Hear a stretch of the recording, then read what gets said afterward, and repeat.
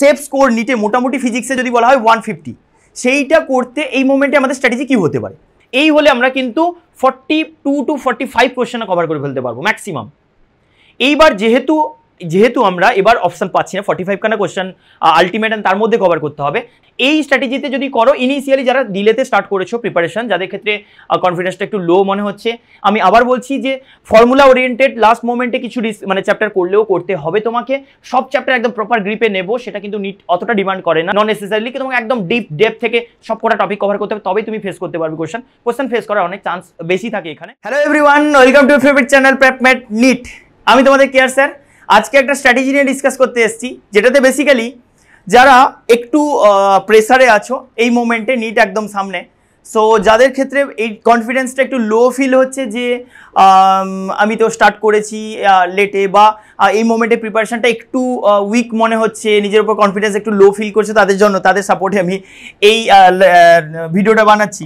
তো এখানে বেসিক্যালি আমরা ডিসকাস করব যে সেফ স্কোর নিটে মোটামুটি ফিজিক্সে যদি বলা হয় 150, সেইটা করতে এই মোমেন্টে আমাদের স্ট্র্যাটেজি কী হতে পারে, কীরকম প্রিপারেশন নিতে পারি, কী স্ট্র্যাটেজি হতে পারে, কী প্ল্যান হতে পারে, কী কী করবো, কোন কোন চ্যাপ্টার প্রায়োরিটিতে রাখবো, কোন কোন চ্যাপ্টারগুলোকে আগে প্রায়োরিটাইজ করলে আমাদের সুবিধা হবে। দ্যাট মিনস আমি কম এফোর্টে আগে easy chapter, so called easy বলতে আমি জাস্ট বলতে চাইছি মার্কস ইজিলি পাওয়া যেতে পারে এরকম, বা কোশ্চেন বেশি আসে এরকম ছোট্ট চ্যাপ্টারগুলো থেকে, সেগুলো আমরা ট্রাই করবো আগে লিস্ট আপ করতে। আমি সেখানে ফার্স্টে যদি বলি, আমি চ্যাপ্টারের ডিটেল টাইম পেলে মোটামুটি বলবো ডিটেলে, বাট ফার্স্টে আমি যে কথাগুলো বলবো সেগুলো হচ্ছে চ্যাপ্টারের লিস্ট, যে আমি একদার থেকে ফটাফট বলে যাচ্ছি। ফার্স্টে আমি যদি লিস্ট অফ চ্যাপ্টার্স বলি, তাহলে শুরুতে একদম হট টপিক, হট চ্যাপ্টার আসবে। চ্যাপ্টারের মধ্যে আমি ছোট্ট করে বলে দেওয়ার চেষ্টা করবো যে কোন কোন টপিকগুলো। দেখো তোমরা ফার্স্ট মিস্টেক যেটা করো না, সেটা হচ্ছে পুরো চ্যাপ্টার নিয়ে একদম A to Z সব ভাবতে শুরু করো। কিন্তু ফার্স্টে তুমি একটা চ্যাপ্টার শুরু করার সময়, যখন কোনো নোটস তৈরি করছো, যখন যা কিছু করছো, একটা টপিক লেখো আগে, কোন কোন পকেট থেকে কোশ্চেনগুলো আসে, সেটা ভীষণ ইম্পর্টেন্ট। তুমি যদি একটা চ্যাপ্টারের সামারি দেখো, সেখানে কিন্তু প্রত্যেকটা চ্যাপ্টার 3 to 4 পকেটস হয়, মিনস সেগমেন্ট হয়, যেখান থেকে মানে জাস্ট ওখানকার কি বলবো প্রিন্সিপাল, ওখানে ল আছে, তার বেসিসে সেখানে ফর্মুলা আছে, সেই ফর্মুলা থেকে প্রবলেমগুলো আছে। সো এটা বেসিক্যালি একটা চ্যাপ্টারকে আগে ডিভাইড করে নেওয়া, যে এখানে কোন কোন জায়গা থেকে মানে কনভেনিয়েন্ট কোশ্চেনগুলো এসছে, কনভেনশনালি যেরকম কোশ্চেনগুলো আসে, প্রিভিয়াস ইয়ারগুলো যেরকম এসে গেছে, আসছে অলরেডি, তো সেই জায়গাগুলো তোমাদের আগে একটু মার্ক করতে হবে। সেটাতে ফার্স্টে থাকবে মডার্ন ফিজিক্স। মডার্ন ফিজিক্সের ব্যাপারে যদি কথা হয়, তাহলে কিন্তু এইটা মোটামুটি 2 to 3 ডেজে কমপ্লিট করার মতো একটা সেগমেন্ট পুরোটা। আমি এখানে বলতে চাইছি dual nature of radiation of matter, তারপরে থাকবে অ্যাটমস অ্যান্ড নিউক্লিয়াই, তারপরে থাকবে তোমার অ্যাটমস অ্যান্ড নিউক্লিয়াই একসাথে যদি বলি, লাস্টে সেমিকন্ডাক্টর। এই 3টে চ্যাপ্টার মোটামুটি যদি ধরি, সেইখানে তুমি ফার্স্ট অফ অল আমি এখানে এটা সাজেস্ট করবো, যারা একটু লেটে স্টার্ট করেছো বা যাদের একটু কনফিডেন্স ডাউন, ফিজিক্সে একটু উইক মনে করছো নিজেকে, ফার্স্ট অফ অল এইটা ফিল করো যে সব জায়গা থেকে কোশ্চেন আসে না। সো ফার্স্টলি এটা তোমাকে বিশ্বাস করতে হবে যে ফিজিক্সে কিন্তু তোমাকে পুরো সিলেবাসের একদম ডিটেল নলেজ রাখলেই যে তুমি একদম 100% ভালো করবে, ভালো তো করবে নিশ্চয়ই, কিন্তু খারাপ থাকলে যে তুমি ফেল করে যাবে এরকম নয়। কিছু জায়গা থেকে কোশ্চেন আসে, সেগুলো সিলেক্টিভলি যদি ইমপ্রুভ করো, অনেক ভালো মানে ওখানে এফোর্ট বেশি দাও, রাদার এগুলো বাকি চ্যাপ্টারগুলো একটু বাকি পোর্শনগুলো একটু ফর্মুলা বেস। আমি যদি এরকমভাবে বলি না, যে তুমি 30 আর 70 মানে 70% পোর্শনটা একটু ভালো করে পড়ো, মিনস একদম ডেপথে গিয়ে কনসেপ্ট শেখো। যারা ফিজিক্সে ভালো মার্কস আনতে পারছো না বা একটু উইক নিজেকে ফিল করো, তাদের কনফিডেন্স বুস্ট আপ করার জন্য বলছি যে 30% তুমি এইটা করো, যে তোমার ফর্মুলা ওরিয়েন্টেড যে জায়গাগুলো একটু ডিফিকাল্ট লাগে একটু সাইডে রেখে তাদেরকে একটু জাস্ট কম এফোর্ট দিয়ে মার্কস আনা যাবে এরকম কিছু, বা ইভেন সেখান থেকে 2-1 কোশ্চেনও যদি না পারি, 2-1 কোশ্চেন সেখানে আমি যেন স্কিপ করি, কিন্তু বাকি জোন যেটা রাখবো, যে এই পোর্শনটা আমি কিন্তু খুব স্ট্রং, এটা কিন্তু ফার্স্টে তোমাকে বানাতে হবে। কারণ যাদের ক্ষেত্রে এই প্রবলেমটা হচ্ছে যে পুরো ফিজিক্সের উপর কনফিডেন্স একটু ডাউন, সেখানে কিন্তু তোমার মেন প্রবলেম যে পুরোটা তুমি এখন এই মোমেন্টে করেও ফেলতে পারবে না একদম 100% নিজের স্যাটিসফ্যাকশন নিয়ে, আর মানে এই মোমেন্টে যা টাইম সাপোর্ট করছে তাতে তোমাকে স্ট্র্যাটেজিক্যালি ভাবতে হবে, মার্কসের দিক দিয়ে ভাবতে হবে। সেই ওয়াইজ তুমি 70% portion of the syllabus try করো, প্রপার গ্রিপে একদম মানে ডেপথে গিয়ে শিখতে, মানে শিখে নিয়েছো বা শিখেছো বা শিখছো সেরকম ভাবে। আর 30%কে তুমি একটু উইক জোনে রাখো। Week zone in the sense আমি বলছি ওগুলো ম্যানেজ করার মতো, ফর্মুলা ওরিয়েন্টেড। একদম A to Z সব কটাকে করলে হয় না। এটা যেই নয় যে তোমাকে একদম ডেপথে গিয়ে তুমি যে কটা চ্যাপ্টার করছো ডেপথে না করলে আদৌ কিছু হবে না। এখানে তুমি কিন্তু ফর্মুলা ওরিয়েন্টেড প্রবলেমও পেতে পারো। মোটামুটি তুমি যদি বলো 60% প্রবলেম তো একদম ইজি থাকে, 40% একটু ডেপথে গিয়ে করতে হয়। আমি যদি কোশ্চেনের প্যাটার্ন বলি তো সেই জায়গায় কোশ্চেন প্যাটার্ন 60% 40% যদি কম্পেয়ার করি তাতে কিন্তু আমার এই 30% মধ্যে অনেকটা কভার হয়ে যাবে, যেগুলো স্কিপ করে যাওয়ার থেকেও বেটার কিছুটা করে পড়ে যাও ফর্মুলা ওরিয়েন্টেড, জাস্ট মানে সো কল্ড মানে অতটা ডেপথে না গিয়ে পড়ে আমি কভার করতে পারি। সেই জায়গায় আমরা ফার্স্টে বলবো একদম প্রপার গ্রিপে আনা যাবে বা ভালো মানে তোমাকে কনফিডেন্স দেবে যে যে চ্যাপ্টারগুলো কম টাইমের মধ্যে কভার করতে পারবে সেইগুলোর মধ্যে ফার্স্টে থাকবে মডার্ন ফিজিক্স। মডার্ন ফিজিক্সে একদম তুমি যদি শুরুতে বলো, শুরুতে থাকবে ডুয়াল নেচার, মানে ফটো ইলেকট্রিক এফেক্ট। তো ফটো ইলেকট্রিক এফেক্টে 2-3টে জায়গা আছে, ভালো করে ফলো করো। ফটো ইলেকট্রিক এফেক্টে ইকুয়েশন, তার রিলেটেড গ্রাফ হয়, সেই ইকুয়েশনে এত এনার্জি দিলে এই ইমিশন হয়, এই স্টপিং পোটেনশিয়াল হয়, এই রিলেটেড একটা ফিনোমেনা। তাহলে একটা পার্ট হোক গেল তোমার ফটো ইলেকট্রিক এফেক্ট, আর লাস্ট পার্টে হচ্ছে ডি ব্রগলিজ ওয়েভলেন্থ। এই দুটো একদম পেটেন্ট জায়গা যেখান থেকে কোশ্চেন আসে, দুটো জায়গা থেকে জাস্ট কোশ্চেন আসে। একটা হচ্ছে আইনস্টাইন ফটো ইলেকট্রিক ইকুয়েশন, সেখানে গ্রাফ, সেই ইকুয়েশন, আর লাস্টে হচ্ছে তোমার ডুয়াল নেচারের একদম ডাবল নেচার যেটা বলছি ডি ব্রগলি ওয়েভলেন্থ। এই দুটো পকেট চলে গেল। অ্যাটম নিউক্লিয়ার 3টে quantity, radius, velocity and energy. Different অরবিটে অ্যাটমের ইলেকট্রনগুলোর এনার্জির কথা বলি, যদি ভেলোসিটি, এনার্জি, রেডিয়াস, এটা একটা জায়গা। আরেকটা হচ্ছে স্পেকট্রাম, খতম। অ্যাটমে এই দুটো জায়গা। যদি নিউক্লিয়ার, এইখানে তুমি যখন না পিওয়াইকিউ পড়বে তখন পিওয়াইকিউতে ভালো করে ফলো করো যে কোন কোন টপিকের উপর কোশ্চেন আছে। এখনকার পিওয়াইকিউ যে কোনো ভালো পিওয়াইকিউ স্ট্যান্ডার্ড বই ফলো করলে তুমি দেখতে পাবে টপিক ওয়াইজ আলাদা করে দেওয়া আছে। টপিক ধরলে তুমি বুঝে যাবে কোন কোন ফর্মুলা থেকে জায়গাগুলো এসে। আমি 30%-এর উপর ওই জায়গাগুলো ক্লিয়ারলি আগে বলছি যে ওই জিনিসটা তুমি যেখানে উইক জোন ফিল করছো, যে চ্যাপ্টারগুলো উইক, সেগুলো একটু সাজেস্টিভ ওয়েতে করার চেষ্টা করো। সাজেস্টিভ ওয়ে এরকম হবে যে একটা চ্যাপ্টারের পকেট খোঁজার চেষ্টা করো কোন কোন জায়গা থেকে এসছে, অ্যান্ড পিওয়াইকিউ দেখলে তুমি সবচেয়ে ভালো বুঝতে পারবে। এমনিতে আমি তাও বলার চেষ্টা করবো পুরো জায়গাটা। তাহলে সেটা হয়ে গেল অ্যাটম নিউক্লিয়ার নিয়ে যদি বলা হয়, একটা হচ্ছে তোমার binding energy, mass defect, binding energy, binding fraction, এই পার্টটা। অ্যান্ড লাস্ট পার্টে তোমার ওই এটা সরিয়ে দিয়েছে আলফা বিটা ডি কে, তাও একটু জাস্ট দেখে রাখবে, ছোটবেলা থেকে আমরা করে আসছি অনেক ছোট ক্লাস থেকে, সো সেটা খুব একটা প্রবলেমের জায়গা নয়। সো বাইন্ডিং এনার্জি আর ফিশন ফিউশনের জাস্ট দু একটা এক্সাম্পল দেখে রাখা, এর মধ্যে আর কিছু সেরকম ভাবে নেই। সো জাস্ট মাস ডিফেক্ট, বাইন্ডিং এনার্জি এটাই থাকলো, আর গ্রাফ সেই রিলেটেড দু একটা কোশ্চেন হলো। লাস্ট থাকলো সেমিকন্ডাক্টরের দুটো পোর্শন হয়। দুটো পোর্শন বলতে ডায়োডের forward bias, reverse bias, forward bias characteristics, different type of diode. সেখানে ওই যে সার্কিট হয়, রিভার্স বায়াসে কারেন্ট ফ্লো হবে না, সার্কিটে কারেন্ট কত ফ্লো হবে, ফরওয়ার্ড বায়াসে একটা আছে, একটা রিভার্স বায়াস আছে, ওরকম টাইপ অফ। আরেকটা হচ্ছে লজিক গেট, লাস্ট পার্টে গিয়ে দুটো পকেট হলো। আবার একইভাবে যে ডায়োডের বায়াসিং টায়ারসিং ওই রিলেটেড ডায়োড সার্কিট, কোনটা ফরওয়ার্ড বায়াস কোনটা রিভার্স বায়াস কি হয়। আর সেকেন্ড বলছি ওখানে তোমার পুরো লজিক গেটে গিয়ে and or, not gate, nand gate, or gate, এইগুলো। সেখানে তোমার এক্সর গেটও তো নিতে এখনো অব্দি আসেনি, আসেও না সেরকম ভাবে, সো ইগনোর করতে পারো। তো সেখানে আমরা বলতে পারি যে দুটো পকেট আবার একইভাবে পেয়ে গেলাম। তাহলে মডার্ন ফিজিক্স আমার খতম। মডার্ন ফিজিক্সটা তুমি যদি ঠিকঠাক করে পড়ো তাহলে 2 days to 3 days ম্যাক্সিমাম তার মধ্যে প্রপারলি কভার হয়ে যাবে। আর মোস্ট ইম্পর্টেন্ট কথা এখানে বলতে হয় সেটা হচ্ছে এখানে তুমি ধরে নিতে পারো 7 to 9 কোশ্চেন্স পেয়ে যাচ্ছ মডার্ন ফিজিক্সে। এই দুদিনের পড়াতে তুমি পেয়ে যাচ্ছ 7 to 9 সিকিউরড কোশ্চেন, এন্ড আনসার্টেনিটির জায়গা অনেক কম, কারণ একদম ফর্মুলা বেসড কনসেপ্ট অল্প, তার মধ্যে তোমাকে কোশ্চেন দিতেই হবে। সো সেখানে কোশ্চেন কিন্তু অনেক ইজিলি আমরা ফেস করতে পারবো, চান্স অনেক কম, আনসার্টেনিটি অনেক কম যে বাইরে থেকে বা পারছি না এরকম কিছু। এটা ফার্স্টে গেল। এরপরে আমি যদি একদম তোমার মানে স্ট্র্যাটেজি বলা হয়, আমি আমার সাজেশনে বলবো যে নেক্সট চলে যাও ইউনিটস অ্যান্ড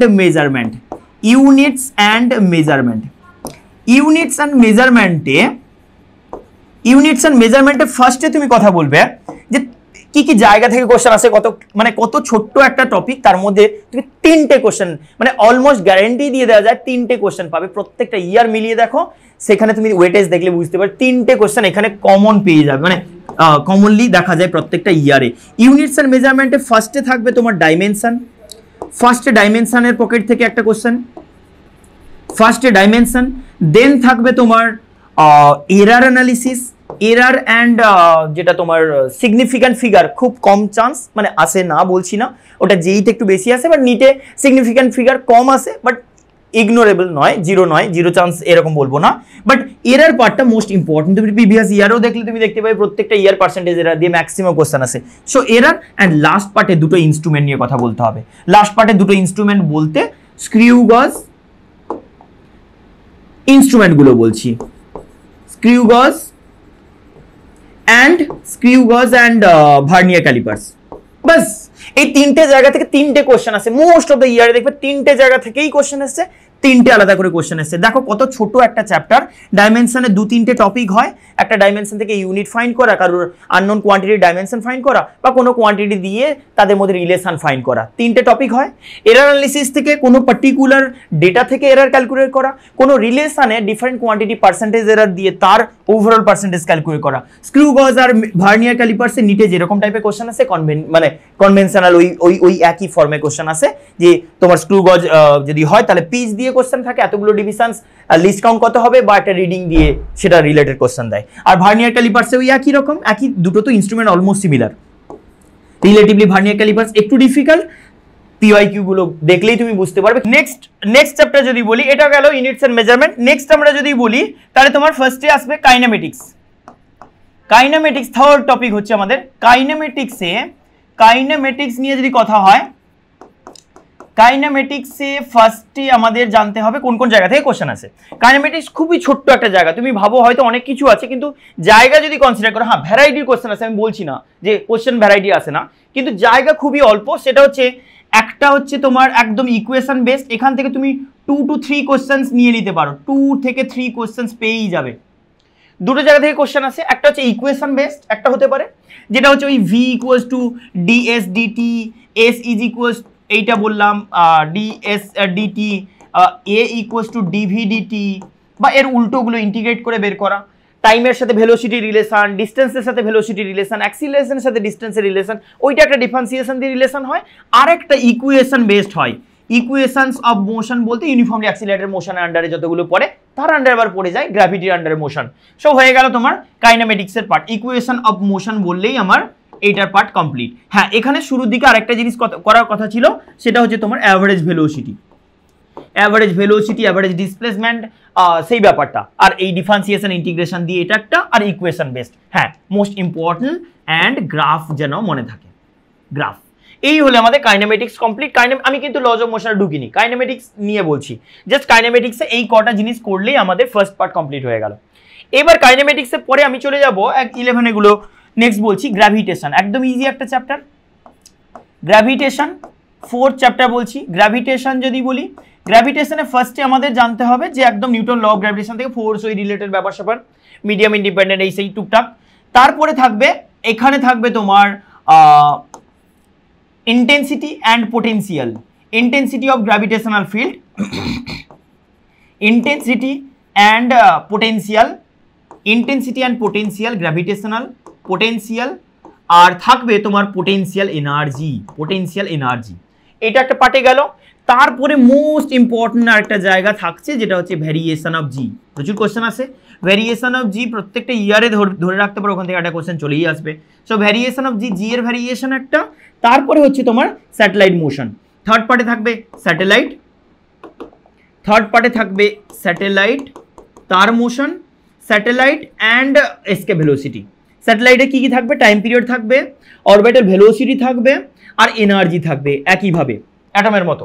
তিনটে কোয়ান্টিটি ওর সাথে কম্পেয়ার করে পড়বে, অনেকটা ইজি হয়ে যাবে। আর এসকেপ ভেলোসিটির সাথে এসকেপ ভেলোসিটি যখনই করবে তখনই এর রিলেটেড কয়েকটা জিনিস করে নেবে। সেটা হচ্ছে গ্রেটার দ্যান এসকেপ ভেলোসিটি হলে কি হতো, লেস দ্যান এসকেপ ভেলোসিটি হলে কি হতো, সেই রিলেটেড কয়েকটা এক্সপ্রেশন। অ্যান্ড লাস্ট পার্টে আমরা পাবো Kepler's law of planetary motion. এই তিনটে পকেট থেকে কোশ্চেন আসে। দেখে নাও, প্রত্যেকটা চ্যাপ্টার ডিভাইড করলে এই জিনিসই বেরোয়। কেপলারস ল অফ প্ল্যানেটারি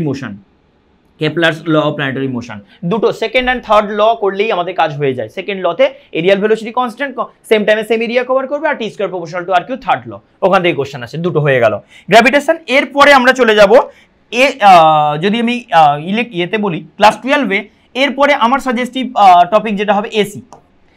অনেক ইজি একটা চ্যাপ্টার, জাস্ট ফেজ ডিফারেন্স। আমরা প্রত্যেকটা প্রচুর জায়গায় phase difference connected concept use করি, সো এটা খুব একটা চাপের হবে না। এসিতে একদম phase relation for different components, phase relation, এখান থেকে তুমি দুটো কোশ্চেন কম্পালসারিলি পেয়ে যাবে। গ্র্যাভিটেশন থেকে 2 কোশ্চেন্স কম্পালসারিলি পাবে। লাস্টটা তো বলে দিয়েছি, কাইনেমেটিক্সে তুমি যদি বলো 2 to 3 কোশ্চেনও পেয়ে যেতে পারো। এখানে গেল। তারপরে বললাম এখানে ফেজর ডায়াগ্রাম, ফেজর রিলেশন যেটা বলছি, phase relation for different components, phase relation for different কম্পোনেন্টগুলোর জন্য অ্যান্ড তাদের কম্বিনেশন যখন বলছি আর এল সি ইন্ডিভিজুয়ালি তাদের কম্বিনেশন ইউজ করছি। অ্যান্ড মোস্ট ইম্পর্টেন্ট একদম হট টপিক এখানকার হচ্ছে এলসিআর, সেখানে Q factor, resonance graph, variation of resonance frequency, like যা যা ব্যাপার আছে এইটা। তারপরে থাকবে power in AC circuit, third power in AC circuit, এটা হয়ে গেল। অ্যান্ড লাস্টে গিয়ে ট্রান্সফর্মার, খতম। 4টে পকেট এখান থেকে বেরোলো। ট্রান্সফর্মার, এই কটা জায়গা থেকে কোশ্চেন আসে এসির জন্য। এসিতে আমি বলে দিয়েছি অলরেডি 2 to 3 কোশ্চেন কম্পালসারিলি পাবে। এসি হয়ে গেল। তারপরের চ্যাপ্টার যদি বলা হয়, আমি সাজেস্ট করব ইএমআই, আরেকটা ছোট্ট তার পাশের চ্যাপ্টার। ইএমআই যদি বলি, ইএমআইতে একদম শুরুতে আছে তোমার ফ্যারাডেজ ল একটা পার্ট, এখান থেকে 2 কোশ্চেন্স, 1 তো কম্পালসারি, 2 এর চান্স ম্যাক্সিমামই। তো ফ্যারাডেজ ল, ফ্যারাডেজ অ্যান্ড লেন্স দুটো হয়ে গেল। দুটো থেকে একটা কোশ্চেন হামেশা আসে, ওই যে ফ্লাক্সের চেঞ্জ, ভ্যারিয়েশন, আর এটা ডাইরেকশন রিলেটেড, কোন দিকে ইএমএফ প্রডিউস হবে, কারেন্ট ফ্লো কোন দিকে হবে, লেঞ্জেস ল, এটা হয়ে গেল।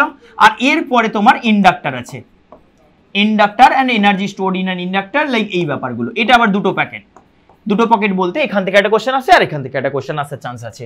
সো এখান থেকে দুটো কোশ্চেন ইএমআই ওইটুকু জায়গা থেকে কভার হয়ে যাবে। তারপরে থাকবে আমাদের,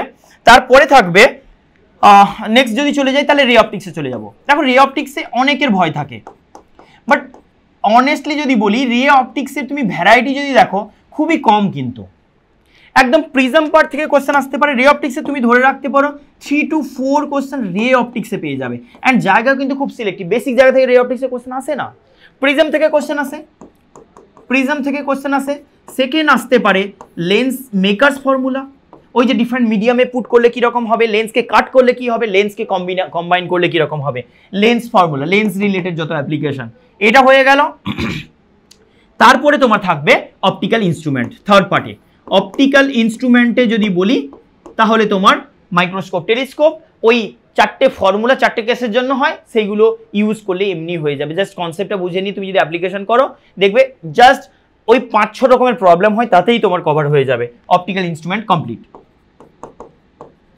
অপটিক্যাল ইনস্ট্রুমেন্ট হলে আমার রে অপটিক্সের এই 3 to 4 কোশ্চেন কম্পালসারিলি আমি পেয়ে যাচ্ছি এখানে।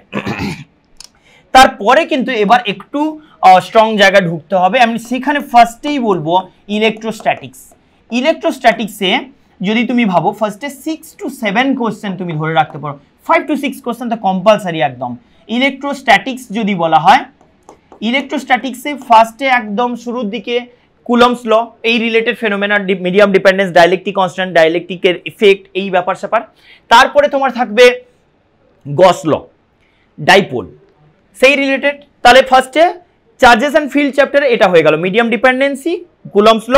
তারপরে তোমার থাকলো ডাইপোলের এফেক্ট, ডাইপোল মোমেন্ট, সিস্টেমের জন্য ডাইপোল মোমেন্ট ডিটারমাইন করা, অ্যাক্সিয়াল পয়েন্ট, ইকুইটোরিয়াল পয়েন্টে ইলেকট্রিক ফিল্ড, বা কন্টিনিউয়াস কোনো বডির জন্য ইলেকট্রিক ফিল্ড আর ডিফারেন্ট পয়েন্ট, স্পিয়ারের জন্য ভ্যারিয়েশন অফ ফিল্ড, যেটা গ্রাফিক্যাল ভ্যারিয়েশন আমরা বলি, এই ব্যাপার স্যাপার গেল।